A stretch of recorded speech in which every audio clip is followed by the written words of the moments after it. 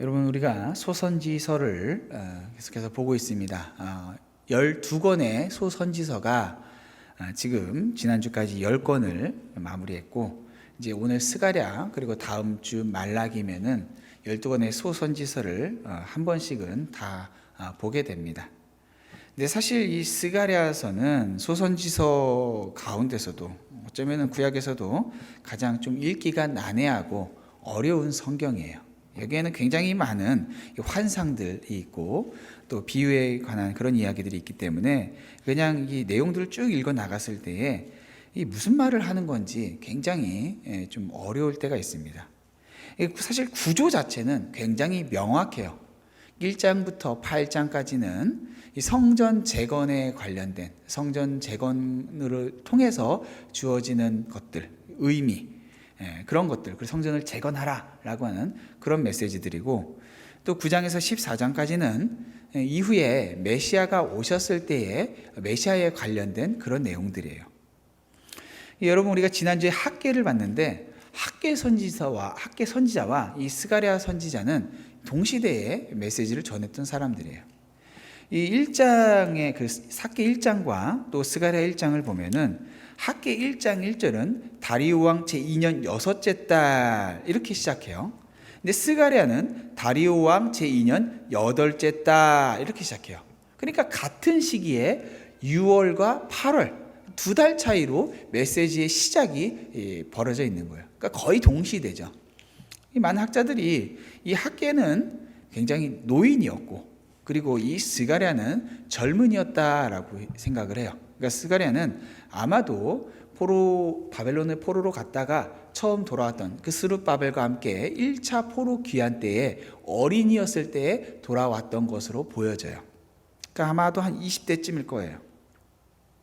이 스가랴 1장에 보니까 오늘 우리가 읽었던 1절부터 6절까지는 한마디로 너희들 회개하고 돌아와라 라는 내용이고, 그 다음 1장 7절부터 6장까지가 우리가 좀 읽기 어려운 8가지 환상에 관한 내용들이 있어요.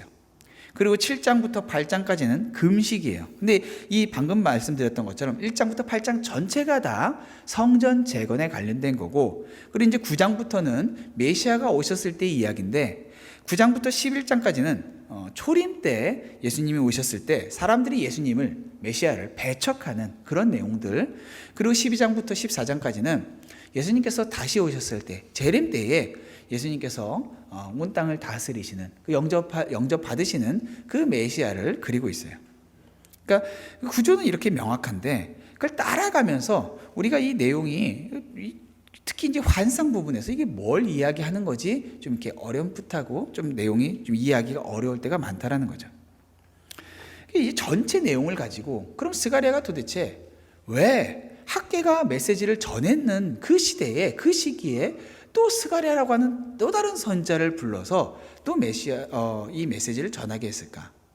물론 성전을 재건하는 일 자체가 중요하기 때문에 동시대에 두 선자를 다 불렀을 수가 있겠죠. 그럼 분명하죠.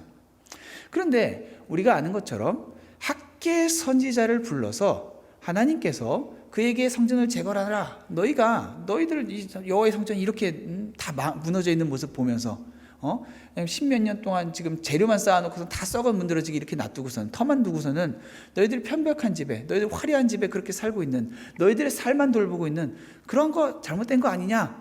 너희들 성전 재건해야지. 언제까지 그렇게 미룰 거야? 라고 말했던 그 메시지를 듣고 굉장히 빨리 3주도 안 돼서 이 사람들이 성전 재건을 시작을 했어요. 성전 재건을 계속 미루지 않고 굉장히 성공적으로 학개의 이 메시지가 사람들에게 효과가 있었단 말이죠. 그러면은 굳이 이미 그들이 메시지를 듣고 성전을 재건하기 시작했는데 굳이 또 다른 선지자가 성전 재건에 관련된 메시지를 또 전해야 하냐는 거죠. 혹은 또 전해야 한다면은 학개가 이미 그들에게 전했고 사람들에게 신임을 받고 있는 그 상태인데 그 학개가 또 전해도 되잖아요. 그런데 굳이 젊은 또 다른 누군가를 불러다가 사람들에게 메시지를 전하게 해야 할 이유가 있느냐는 거죠. 우리가 이 학계랑 이제 계속 같이 좀 볼 수밖에 없는데, 학계가 메시지를 전했을 때 사람들이 돌이켜서 성전을 재건했어요. 근데 지난주에 다뤘던 것처럼 이 성전 재건 가운데에 사람들이 그 마음 가운데에 좀 어려운 마음이 있었어요. 그것은 이전에 솔로몬 성전을 기억하고 있는 늙은 이 사람들에게는 이 지금 지어지고 있는 이 스룹바벨 성전, 스룹바벨을 통해서 지어지고 있는 이 성전은 너무 초라했어요. 작았고 재료도 그랬고, 당시에 그 수많은 제사장들과 제물들과 그 금으로 지어졌던 너무나도 화려하고 웅장했던 하나님의 영광을 다 담을 수는 없겠지만, 사람들이 볼 때마다 이야, 세상에 어떤 신이 이러한 성전에서 예배를 받을 수 있겠느냐라고 할 만큼 굉장히 멋진 성전이었는데, 지금 지어지고 있는 성전은 굉장히 초라했단 말이죠. 그래서 학개가 그들에게 전한 메시지, 학개 2장 3절에서는 너희 가운데 남아있는 자 중에서, 그러니까 이미 예전에 성전을 봤던 사람들이죠, 이 성전의 이전 영광을 본 자가 있느냐, 이제 이것이 너희에게 어떻게 보이느냐, 이것이 너희 눈에 보잘것이 없지 않느냐. 이것은 사람들 안에서 참 보잘것 없다 하면서 낙담한 그들을 위로하기 위해서 주신 말씀이었어요. 너희들이 별 볼 일 없는 것처럼 보여진 이 성전 통해서 하나님께서 너희들을 만나 주실 거야. 성전은 그 화려함이 아니라 그 목적, 그 본질, 거기에 의미가 있는 거야 라고 하면서 학개를 통해서 위로해 주셨단 말이죠. 그런데 이 스가랴에게 하나님께서 메시지를 주셨을 때에 그들이 정말로 필요했던 그 메시지, 학개를 통해서 초라한 성전을 보면서 낙담한 그들이 분명 학개의 메시지를 통해서 위로를 받았겠지만 사실 그것만으로는 충분하지 않았다라는 거예요. 그럴 때에 젊은 선지자를 새롭게 등장시켜서 그들에게 이 성전을 짓는 이유, 성전의 본질, 이것에 대해서 다시 한번 사람들에게 알게 하는 그 목적이 지금 있다라는 거예요. 사람들은 이미 성전 재건을 시작했기 때문에 으쌰으쌰 하는 마음도 있었어요. 그러나 동시에 이런 성전에서 하나님께서 정말 큰 일을 하실 수 있을까? 메시아가 우리에게 언제나 올 수 있을 것일까? 이미 예레미야를 통해서 70년, 포로 생활 70년 후에 그들에게 어떤 놀라운 해방과 메시아가 올 것을 기대하는 그들의 마음이 있었는데, 70년이 다 돼가도록 메시아가 올 기미가 전혀 보여지지 않는, 그래서 간신히 성전 재건은 시작했지만 이 성전을 보았을 때는 그러한 일이 일어나지 않을 것 같은 그런 낙담하는 마음들이 사람들에게 있었단 말이죠. 또 반대로 성전을 재건하면서, 야, 성전 재건했으니까 우리가 더 이상 할 건 아무것도 없어, 이거 성전 재건만 하면은 우리가 이전에 누렸던 그 영광과 그 권력, 그 세상 그 주변 국가들로부터 자유할 뿐만 아니라 주변 국가를 누르는 다윗의 그 영광과 같은 것들을 다시 우리가 회복할 수 있을 것이야 라고 하는 그러한 기대감을 가진 사람들도 있었어요. 서로 상반되는 두 생각이 성전 하나를 바라보면서 동시에 생겼어요. 한 사람들은 초라하다, 하나님이 일할 수 있을까? 또 다른 사람들은 야, 성전이 재건되기만 하면 하나님 우리 편으로 다 저것들을 무찔러 버릴 거야. 자, 그때 지금 스가랴를 세워서 이 성전이 과연 어떤 의미가 될 것인가를 전하고 있는 것이죠. 말씀드렸던 것처럼 1장부터 8장은 성전 재건이 진행되는 동안 전해졌던 메시지예요. 그리고 오늘 본문은 스가랴서 전체를 관통하고 있는 서론격이면서 정말 그들에게 주고자 했던 메시지예요. 뭐라고 말씀하세요? 2절에 보니까 여호와가 너에게 너희 조상들에게 심히 진노하였다라고 말하고 있어요. 진노하였다. 왜 진노했죠? 이스라엘 백성들이 죄를 지었기 때문이에요. 하나님을 섬기고 하나님만 따라야 되는데 우상을 섬겼고, 정말로 이 가진 자들은 없는 자들의 것을 빼앗았고, 그리고 없는 자들은 더 높은 곳으로 올라가기 위해서 다른 없는 자들을 짓밟으면서 살아갔어요. 그들에게 마치 하나님이 없는 것처럼 살아가는 죄 가운데 살아갔던 그 모습들을 하나님께서 견디지를 못했어요. 그래서 하나님께서 화가 나셨어요. 그들에게 여러 번 회개해라, 회개하라, 회개하라 라고 경고하셨는데 그들이 회개하지 않았어요. 그러면서 그들이 믿었던 한 가지가 있었는데 그게 바로 우리에게 여호와의 성전이 있다라는 거였어요. 여호와의 성전이 있는 이 예루살렘이 망할 수 있을까? 하나님이 얼마나 권능이 있는 분이냐? 그런데 그 여호와의 성전이 우리에게 있으니 아무리 저 주변 국가들이 힘이 강하다 하더라도 우리가 망할 리는 없다. 여러분, 하나님의 권능을 믿는 믿음은 그들에게 있었어요. 근데 중요한 건 뭐냐면은 정말로 하나님이 바라시는 것이 무엇인지, 하나님이 어떤 하나님이신지, 이러한 것들에 대해서는 그들이 상대적으로 지식이 부족했고 관심도 없었다라는 거예요. 단지 그들은 강한 하나님이 내 편을 들어주면 그것만으로 충분했다라는 거예요.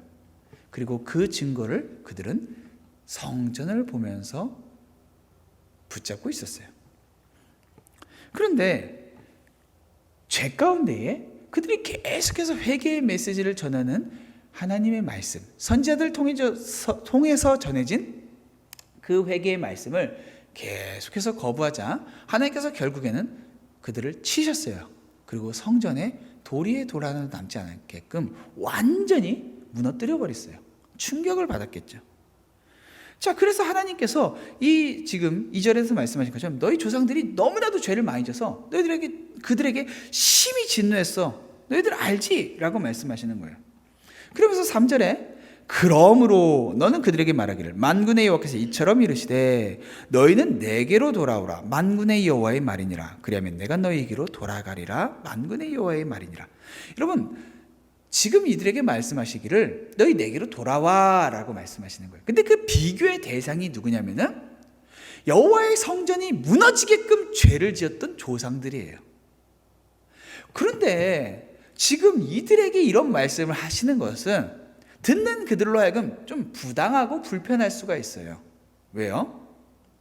이들은 지금 자신들의 조상들의 죄 때문에 조상들뿐만 아니라 자기들도 그 당시에 있었을 수 있겠지만은 조상들의 죄 때문에 바벨론의 포로로 끌려갔던 사람들이에요.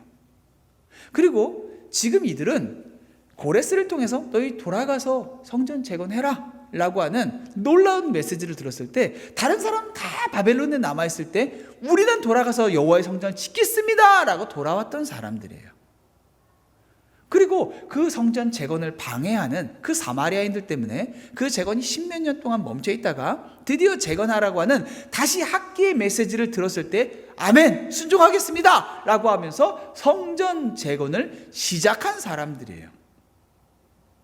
성전을 무너뜨리는 죄를 지었던 조상들을 지금 성전을 재건하는, 내 것들을 희생하고 포기하고 하나님께 열심을 가지고 왔습니다 라고 해서 성전 재건을 하고 있는 우리에게 그 조상들을 비교하면서 너희들 내게로 돌아와야지 라고 말씀하신다면은 너무 섭섭하지 않겠어요?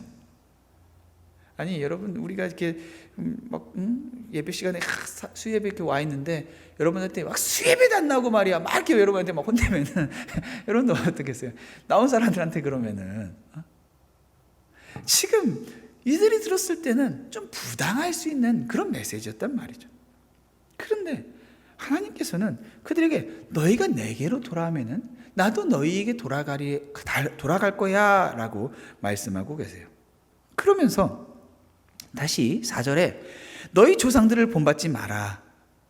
옛적 선자들이 그들에게 외쳐 이르되 만군의 여호와께서 이같이 말씀하시기 너희가 악한 길 악한 행위를 떠나서 돌아오라 하셨다 하나 그들이 듣지 아니하고 내게 귀를 기울이지 아니하였느니라. 조상들의 이야기를 다시 한번 하세요. 하나님께서 많은 선자들을 보냈어요. 근데 그들이 듣지 않았어요. 그러면서 지금 성전을 재건하고 있는 그들에게 너희들은 너희 조상들 따라가면 안 돼 라고 말씀하고 계신 거예요. 왜요? 이 미국의 한 유명한 작가가 이런 말을 했다고요. 역사는 인류의 가장 위대한 선생이다. 여러분 다 동의하는 내용이죠? 그런데 이어서 하는 말이 그러나 반복되는 역사는 인류는 역사에서 배우지 못한다는 사실이다. 그러니까 역사를 보면은 우린 저렇게 살면 안 돼. 라고 다 알아요. 그런데 그런 역사가 계속해서 반복되고 있어요. 그걸 보면은 어떻게 살면 안 되는지, 어떻게 살아야 되는지 다 보여지는데, 현실을 살아가고 있는 우리들은 그들의 잘못을 계속해서 반복하고 있다는 거예요. 그렇게 하면 안 된다는 걸 몰라서가 아니라 알지만 알면서 계속해서 그러한 잘못들을 반복하고 있다는 거예요. 그게 사실이죠. 정말로 그런 일들이 일어나요. 그러니까 하나님께서 지금 스가랴를 통해서 이스라엘 백성들에게 주고자 하는 메시지는 뭐냐면은, 너희들 조상들을 한번 봐봐봐. 그들은 너희들이 지었던 이 성전들이 없어서 망했던 게 아니야. 성전이 있었어. 그런데 그 성전을 가지고 그들이 그들의 마음을 나에게 드리지 않았기 때문에 그들이 망한 거야. 너희들 제대로 알아야 돼. 이 성전, 난 이 성전을 너무나도 귀하게 여겨. 이 성전을 통해서 나는 너희들을 만나줄 거야. 하지만 이 성전의 화려함이 나를 만나게 하는 것도 아니고, 이 성전이 있는 것 자체가 너희들의 신앙을 보장하는 게 아니야 라고 말씀하고 계시는 거예요. 그러니까 성전이 초라하다고 해서 낙담한 사람들이나, 성전이 있는 것 자체로 이제 우리는 성전이 있으니까 안전하겠지라고 하는 그 모든 사람들에게 동일한 메시지가 주어지고 있는데, 너희들 회개하라는 거예요. 아니, 무슨 죄를 졌다고 우리가 회개합니까? 회개해야 돼. 무엇으로부터요? 우리의 삶에서 계속해서 반복되어지는 우리의 성향 자체를 하나님께 그냥 돌려드리는 것. 그게 회개인 거예요. 회개라고 하는 것은 단회적인 어떤 죄에 대해서 하나님, 나 이거 잘못했어요, 이거 잘못했어요, 이거 잘못했어요가 아니라 우리의 성향 자체, 우리의 그 존재 자체 방향성을 돌이켜버리는 거예요. 하나님께로. 그러니까 지금 하나님께서 그들에게 뭐래요? 너희는 내게로 돌이키라라는 거예요. 이게 회개예요. 우리가 하나님께 우리의 마음을 집중하고 계속해서 지속적으로, 우리는 하나님께서 원하신 이런 삶을 살아야 돼. 하나님께서 나를 이렇게 부르셨어. 하나님의 성도에 합당한 삶은 이런 삶이야. 이걸 우리의 삶에서 계속해서 묵상하고 반복하지 않으면은 어떻게 되냐면은 매너리즘에 빠지게 돼요. 여러분, 신앙생활을 10년, 20년, 30년, 40년 하면서도 우리의 신앙을 돌이켜보면은 순간순간 하나님께서 은혜를 주셔서 뜨거웠던 순간들은 경험될 수 있지만은, 만약에 우리가 매일의 삶에서 하나님께 나는 정말 하나님이 필요한 사람입니다, 나는 오늘도 주님 앞에 돌이켜야 하는 사람입니다 라고 하는 그 고백으로 계속해서 나아가지 않으면은 뜨거웠던 그 순간들은 과거의 흔적으로 남는 것밖에는 없어요. 그러니까 이게 너무나도 비참한 거예요. 누군가는 그 화려한 솔로몬의 성전을 보면서 그때 참 좋았는데 라고 하겠지만은, 하나님께서 우리에게 바라시는 것은 그때 그거 참 좋았는데가 아니라 바로 오늘 이 자리에서 회개하고 돌이키면서 어제와는 다른 삶을 살아가는 것, 매일매일 주님 앞에 새로운 삶, 새로운 모습, 그렇게 나아가는 걸 원하세요. 그럼 우리의 삶에서 만약에 오늘 이 자리에서 내가 뜨겁지 않다면, 오늘 내가 주님으로서 충만한 마음이 없다면, 과거에 내가 얼마나 화려했고 얼마나 뜨거웠건 간에 상관없이 오늘 나는 너무나도 비참하고 불쌍한 모습인 거예요. 주님의 은혜가 필요해요. 주님, 나는 정말로 주님의 은혜가 필요합니다. 나는 정말로 주님의 은혜를 경험했다고 했는데, 난 그 첫사랑이 있었는데, 하나님을 사랑했던 경험이 있었고, 하나님의 사랑 때문에 내가 뜨겁게 살아왔던 그 시간들이 있었는데, 주님, 나는 오늘 그 사랑을 느끼지 못하겠습니다. 주님, 나는 주님 때문에 눈물 흘렸고, 주님 때문에 웃었고, 주님 때문에 충만했고, 주님 때문에 섬기면서 그 힘이 넘쳤었는데, 주님, 내 삶에 그 모습이 지금 보여지지 않습니다. 그러면은 그것은 새로운 무언가가 필요한 것이 아니라 새로 특별한 무언가를 세워야 되고 어떤 프로그램에 참여해야 되고 그런 게 아니라 지금은 회개할 때라는 거예요. 그래서 이 스가랴서의 말씀 보면은 막 이상한, 우리가 참 기괴하다 싶은 막 그런 말씀도 있고 정말 어려운 말씀들.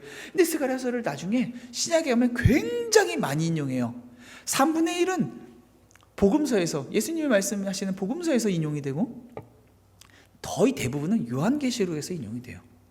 그런데 이 어려운 말씀들을 쭉 이해하기 전에 스가랴가 전하는 메시지 그냥 한마디로 우리가 요약하면은 너희들 회개하고 돌이켜라. 너희들 한 사람 한 사람 성전을 재건하고 있다고 해서 너희가 안전한 게 아니라, 성전이 있다고 해서 너희가 안전한 게 아니라, 너희들이 오늘 지금 회개하고 오늘 하나님 필요한 존재라는 것, 너희들 그거 고백하고 그렇게 살아야 돼. 그러면 너희에게 내가 돌아갈 거야. 너희들 내가 필요하다라고, 내가 이전의 삶하고 오늘 달라야 됩니다라고 정말 진실하게 그렇게 고백하고 나오면은 성전의 모양이 어떠함에 상관없이 내가 너희에게 돌아갈 거야. 내가 너희가 바라고 소원하는 그 은혜 내가 줄 거야. 근데 여러분이 보면요, 하나님이 이들에게 정말 만나고 싶어 하신다는 걸 계속해서 말씀하세요. 성전을 재건하면서 이들의 마음 가운데 성전이 재건되면은 하나님께서 우리를 만나주시겠지라고 한 소원이 있었지만은 그것과 비교되지 않게끔 하나님은 그들을 만나고 싶어 하세요. 회개를 하고요, 하나님을 만나본 사람은요, 더 우리 안에서 회개할 거리가 자꾸 더 많이 나와요. 여러분, 회개 안 해본 사람은, 우리 안에서 하나님과 멀어진 사람은 회개할 거리가 잘 나오지가 않아요. 회개하려고 기도를 해도 뭔가 뚜렷하게 나오지가 않거나, 혹은 뭔가 뚜렷하게 정말 잘못한 게 있어도 자꾸 이걸 회피하려고 해요. 그래서 회개거리가 그에게 나타나지가 않고 없어요. 그런데 하나님 앞에 가까이 나아가면 나아갈수록 주님은 거룩하시고 주님은 빛이시기 때문에 가까이 나아가면 이제 다 씻은 거 아닌가 싶었는데 더 선명하게 나의 죄들이 나타나고 나의 자격 없음이 드러나고, 그래서 하나님 앞에 이것들을 다 회개하고 돌이키면서 또 가까이 나아가면 또 더 선명하게 나의 부족함이 드러나는 거예요. 그래서 회개해 본 사람은 회개 기도가 넘쳐나요. 하나님 앞에 더 가까이 나아가지 못하는 나의 모습 때문에 비참해하고, 하나님이 허락해 주신 시간들을 잘 쓰지 못하는 것 때문에 내 가슴을 찢으면서 나아가게 되고, 하나님을 사랑하는 것이 마땅한데 그 사랑에 어울리지 않는 아침 이슬처럼 식어버리는 나의 모습 때문에 비참해하면서 주님 앞에 매달리게 되는 것이죠. 사랑하는 성도 여러분, 여러분은 회개하는 삶을 살고 계십니까? 주님은 우리에게 내게로 돌아오라, 내게로 돌아오라 말씀하세요. 우리 조상들이 그랬던 것처럼 회개해라, 회개하라, 회개하라 그렇게 하시는 그 말씀을 듣지 않으면서 멸망했던 것처럼 그렇게 살지 않도록. 그래서 5절에서 뭐라 그래요? 너희 조상들이 어디 있느냐? 어디 있어요? 다 망해버렸어요. 이 무너져버린 성전터처럼 망해버렸어요. 또 너희 선지자들이 영원히 살겠느냐? 아니에요. 그 회개의 메시지를 계속 들을 수 있는 게 아니에요. 들었을 때 돌이켜야 된다라는 거예요. 그래서 6절에 내가 나의 종 선지자들에게 명령한 내 말과 내 법도들이 어찌 너희 조상들에게 임하지 아니하였느냐? 임했어요. 너희들 그렇게 하면은, 너희들 계속해서 돌이키지 않으면 너희들 멸망할 거야 라고 했던 그 말씀대로 멸망해버렸어요. 그렇게 했더니 나중에 그들이 뭐라고요? 이미 멸망한 다음에 그들이 돌이켜 이르기를 만군의 여호와께서 우리 길대로 우리 행위대로 우리에게 행하시려고 뜻하신 것을 우리에게 행하였다. 그제서야 회개한 거예요. 망해버린 다음에 우리가 우리의 죄값을 치렀구나. 그런 모습으로도, 공의의 하나님으로도 하나님의 영광은 나타나요. 그러나 하나님이 우리에게 진정 원하시는 것은 우리가 하나님 뜻대로 살지 않아서 우리가 심판받아 하나님의 공의가 나타나는 것이 아니라 바로 지금 이 자리에서 하나님의 회개의 메시지 앞에 돌이킴으로써 주님께서 우리에게 그토록 오기 원하시는 그 주님께서 우리에게 오시고, 주님이 오셔서 우리의 삶 전부를 통치하시는 그러한 놀라운 일이 우리에게 일어나는 거예요. 그러니까 나중에 이 말씀 숟가락 한번 읽어보세요. 좀 어렵지만은 이해되는 부분들을 읽어보면은 이들이 나중에는 막 이방 사람들이 신자들 붙잡고서는 우리도 너희 하나님 믿고 가고 싶어. 우리에게도 너희 하나님 좀 전해줘 하면서 매달려요. 그러니까 나중에는 이런 일들을 보면서 사람들이 다 놀랜다 그래요. 야, 어떻게 이런 일들이 사람들을 보면서 다 막 기이하다 그러는데 하나님께서 너희들 눈에야 기이하지만은, 너희들 눈에야 신기하겠지만은 이게 내 눈에 신기하겠니? 이게 내가 원했던 것이고 내가 다 계획한 것들 아니겠니? 라고 말씀하세요. 사랑하는 성도 여러분, 오늘 이 말씀을 묵상하면서 주님께서 정말 우리에게 바라시는, 돌이켜서 주님의 영광에 합당한 삶을 살아가고 많은 사람들에게 이 복음의 증인이 되는 여러분 되시기를 주님의 이름으로 축원합니다.